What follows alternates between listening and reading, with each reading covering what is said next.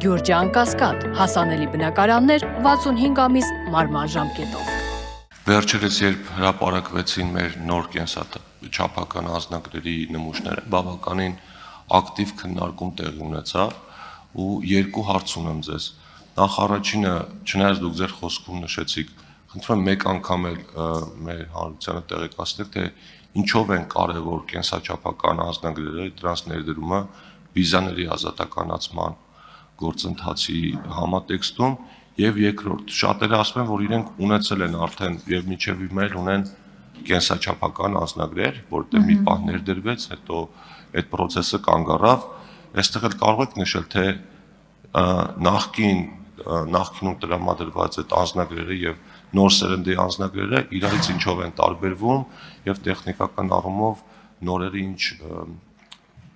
չափանիշներ ունեն։ Շնորհակալություն։ Շնորհակալություն պարոն Թունյան երկու կարևոր հարցադրումների համար։ Առաջինը վիզաների ազատականացման համատեքստը։ Նախ երբ որ Եվրոպական միությունը երկխոսություն է վարում տարբեր պետությունների հետ այս թեմայով, պիտի վստահ լինի, որ ցանկացած շարժ վերահսկելի է եւ անձը հաստատող փաստաթղթերն իրականում հավաստում են այն անձի ինքնությունը, ով մուտք է գործում Եվրոպական միության տարածքան վերադառնում է Հայաստանի Հանրապետություն եւ այստեղ բնականաբար ստանդարտ անձը հաստատող փաստաթղթերով այս ամենը հնարավոր չի լինում կազմակերպել։ Սա է պատճառը, որ կենսաչափական տվյալների նաև կարիք կա։ Վստահ եմ Եվրոպական միություն այցելած մեր քաղաքացիները կնկատեն, որ անգամ վերջին ամիսներին Եվրոպական միությունն ավելի խստացրել է այս մասով քաղաքականությունը եւ մուտք գործելու պայմաններում նաև կենսաչափական տվյալներ են հանձնում հենց սահմանին Եվրոպական միության տարածքում շատ ու շատ քաղաքացիներ։ Սա ըստ էության թույլ է տալու մեզ ավելի սինխրոն աշխատել Եվրոպական միության հետ։ Անձի ինքնության հավաստում ավելի ճշգրիտ իրականացնել եւ ավելի հուսալի գործընկեր լինել Եվրոպական միության համար եւ մեր քաղաքացիները շատ ավելի արժանապատիվ եղանակով կկարողանան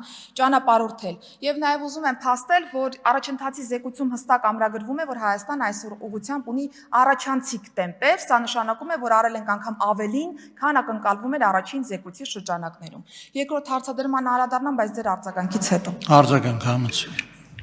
Շնորհակալություն, արձագանքեք։ Շնորհակալություն։ Բիոմետրիկի հետ կապված ունեցել ենք եւ այն արդյոք համապատասխանում է այսօր համակարգին թե ոչ, պարոն Թունյան, ես կարծում եմ,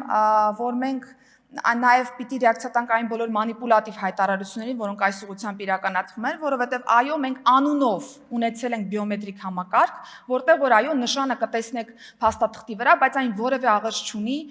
կենսաչափական համակարգի հետ, որովհետև այն որևէ ձևով չի հավաքագրել այնպիսի տվյալներ, որոնք որ անհրաժեշտ են այսպիսի համակարգի համար, եւ հատկապես նաև back office-ային տրամաբանության մեջ չի ենթարկել այնպիսի սպասարկում տվյալների մշակում, որն իրականում անհրաժեշտ է անվտանգային բարձր ստանդարտներ ունենալու տեսանկյունից։ Եվ մենք փաստացի տարիներ շարունակ Հայաստանի Հանրապետության քաղաքացիներին տրամադրել ենք պարզապես անունով դեկլարատիվ բիոմետրիկ անձնագրեր, որոնք որ որևէ ձևով ICAO-ի ստանդարտներին չեն համապատասխանել այս առումով, բայց ես ուզում եմ վստահեցնել, որ մեր քաղաքացին, երբ որ 2026 թվականի աշնանը կշոշափի նույնիսկ վիզուալ տարբերակով նոր կենսաչափական անձնագրերը, կնկատի, որ այն որևէ ձևով չի համադրվում իր ունեցած նախկինում թերևս անվանումով հայտնի բիոմետրիկ փաստաթղթի հետ։